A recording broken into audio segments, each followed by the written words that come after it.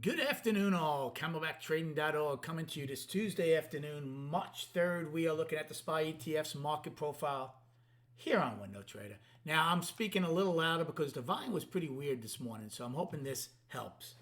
But once again, this pattern that we have followed all last week and now so far Monday and Tuesday is incredible, where everything the buyers worked for in Russell, Qs, and AES are gone.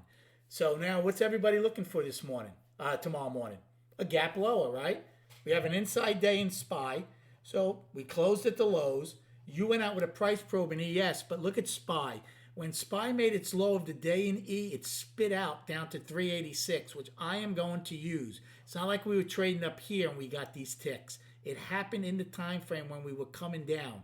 So I'm going to respect that and use 386 as my low and not M's low of 386.30. So we don't probe. But everybody now is expecting the market to go lower. Well, if this pattern continues, we should probably open up around POC tomorrow. Russell goes out with a trend day. Goes out with a price probe as we make a new low. We fill the gap from yesterday. They're 11 wide. Nice afternoon rally high. They acted a lot more accommodating than SPY did today, and so did Qs. Beautiful afternoon rally high and I, 11 wide, and then they go out with a price probe. Triple Qs looked above. We actually gapped above yesterday's high. Look above, fail. What's the destination? The end of the range from the yesterday. Just missed it. But we do go out with a price probe. They're 10 wide and a nice afternoon rally high. For the ES and SPY, we don't have an afternoon rally high or anything else. I was looking for one. I took shorts against this up here. I actually had a nice short against it. I had a pretty decent day, but this is not an afternoon rally high. It's just too close to the day's high. So we do go out 9 wide. For me, I'm using M's high. I know ES is a little higher, because I don't think they went as low as we did, considering what I'm using as my day's low. As far as my day, had a good day. Nothing spectacular. So I traded Wednesday's expirations. I took a long in A period against the afternoon pullback low from yesterday, the 387 calls, and it proved to be a decent trade as it went back up, and I made money on it. B period. Took a short against the opening. By the way, we never saw the opening again from when we got below it. That goes for Russell, Triple Qs, and us. Took a short, the 391 puts against the opening, and that one worked out. And I took it off on the way down. And then I took a long in B period. Believe it or not, when we took out A's low, I didn't jump on the short. I actually took a long against the single prints, and it worked out. Because it went back up initially. Now C period, I didn't do anything in C. C opened quickly, took out B's low, filled the actually missed filling my single prints. Filled the single prints in ES, missed mine by 4 cents and ripped up. But I didn't do anything in that. So the next trade I took was in E period. I took a short versus my line in the sand. My line in the sand is B's low from today because that's the 2 weekly lows we can't get back above. Okay, we got way above them today and then gave it all back. So that worked out in E, 388 put against B's low. G, took a short thinking it might be an afternoon rally high, 390 puts. I didn't lose money on any of these puts, even though we one time framed up. I didn't lose money on any of them because each time they came up, they gave me an opportunity to get back. And I actually took a decent-sized trade. I'm trying to think which one that was. It had to be G period. Because when I took it, it came back in pretty decent. Turned out to be a good trade. And then in J, this turned out to be a very nice trade. As soon as we stopped the one-time framing up, jumped on the 391 put and rode it all the way down and took the last 5 off right around where POC was at the time. And then in K period, we traded up. I took shorts. I was like, we're one time framing down. It came in. I took them off, went up, put them on. I did that a couple of times. I had small left, and this really ticks me off. I had 5 left of the puts. It took out K's high by 1 penny. I'm like, let me just take it off for scratch. I did, And then it just literally, after I did that, started to flush. And I just didn't do anything in M period. Was not going to give away my day. Okay. Our destinations are far and wide apart tomorrow.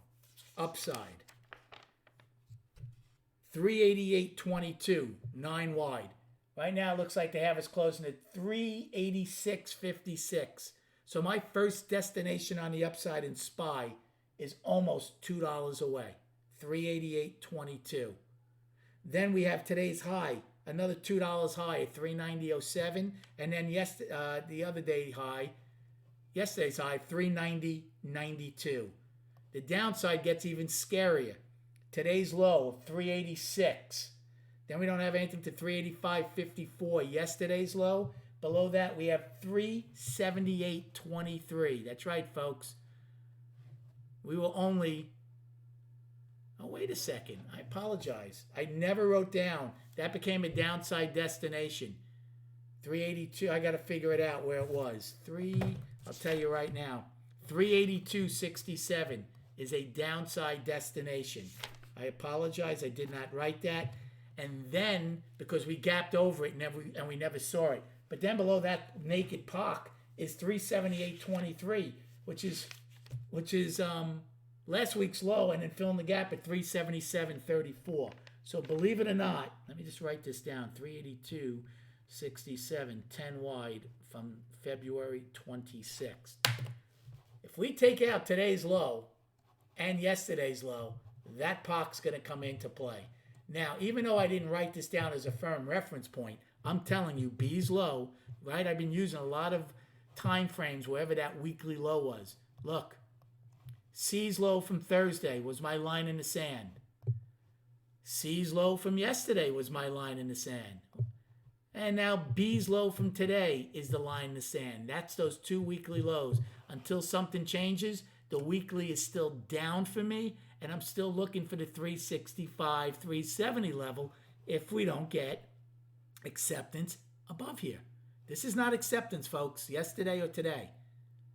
So keep that in mind. Look at the way they're all in the same area. C low, B low. And then on the charts,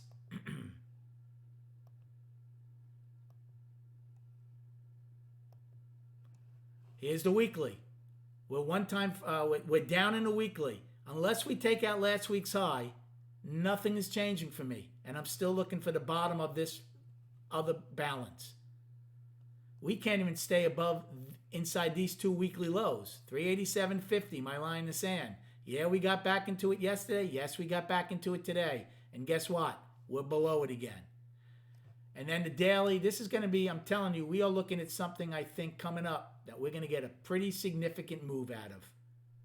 And I have a feeling Friday's job number might be a big catalyst towards that. Unfortunately, I won't be here on Friday. But we are in an 8-day balance, $14. You know what, folks? We close, where do they have us closing now? 386.54. The middle of that balance is 385 and change. So we're just slightly above the middle of this 8-day balance. Something tells me if we take out the bottom of that balance, we're going to go see at least that 365, 370 level real quick. And on the flip side, if we take out the top of this balance to the upside, we will make new all-time highs. Question is, which way are we coming out of it? Hope you had a great day trading. Have a good evening, and we'll speak prior to the opening